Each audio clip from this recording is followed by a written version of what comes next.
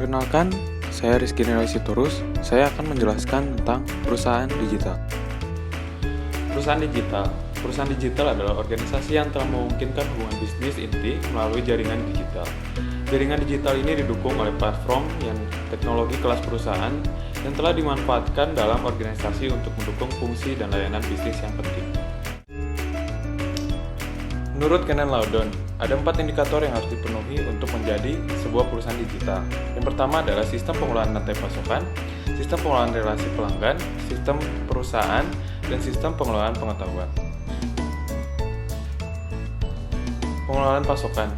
Komputerisasi sistem pengelolaan rantai pasokan berarti melakukan otomatisasi terhadap sistem yang mengalir di informasi dari perusahaan tersebut kepada pemasoknya dan sebaliknya. Otomatisasi tersebut dilakukan dalam usaha untuk mengoptimalkan perencanaan, persediaan bahan baku, produksi, pengiriman, dan produk jasa. Yang kedua ada sistem pengelolaan relasi pelanggan. Indikator kedua menunjukkan suatu kebutuhan perusahaan untuk membangun relasi yang baik dengan para pelanggannya.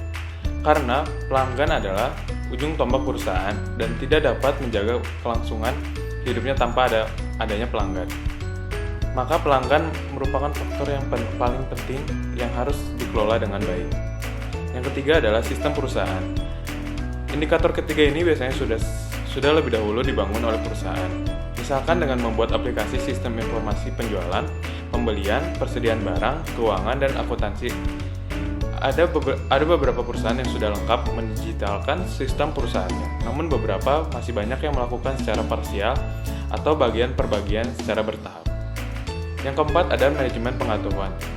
Indikator keempat ini merupakan puncak dari gelombang inovasi teknologi informasi dalam suatu perusahaan digital, yaitu dengan membangun sistem yang mendukung untuk menciptakan kreasi, solusi, mencatat, menyimpan, dan menyebarkan pengetahuan dan keahlian.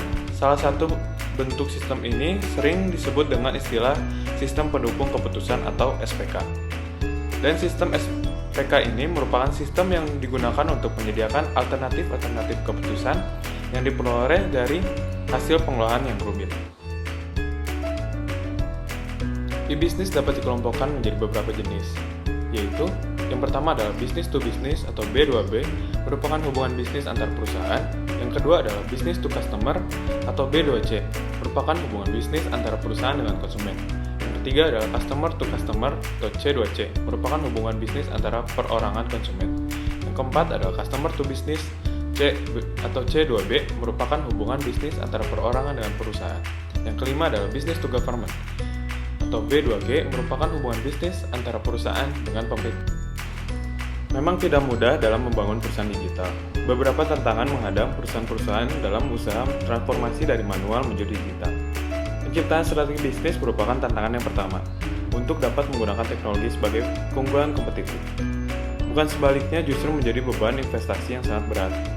Sementara itu, gelombang globalisasi juga memicu lahirnya tuntutan standarisasi yang baik berupa sebuah sistem maupun produk dan jasa yang dihasilkan. Beberapa juga menentukan nilai bisnis dari pembangunan sistem informasi yang menjadi tantangan yang berat di dalam pembuatan perusahaan digital. Manfaat dari e-bisnis yang pertama adalah memperpendek jarak peluasan pasar. Perusahaan atau pembisnis perorangan dapat lebih memperdekatkan diri dengan pasar yang ada secara fisik dapat diatasi hanya dengan mengklik situs. Yang kedua adalah perluasan jaringan mitra kerja. Selain perluasan pasar, perusahaan juga dapat melakukan perluasan jaringan mitra kerja. Yang ketiga adalah biaya terkendali. Perusahaan tidak perlu hadir secara fisik di berbagai kota dan penjuru dunia, namun hanya melakukan transaksi dengan konsumen dari berbagai lokasi melalui jaringan internet. Yang keempat adalah efisien. Melakukan pola paperless di mana distribusi data atau informasi dilakukan secara elektronik, maka akan ada penghematan dari segi waktu.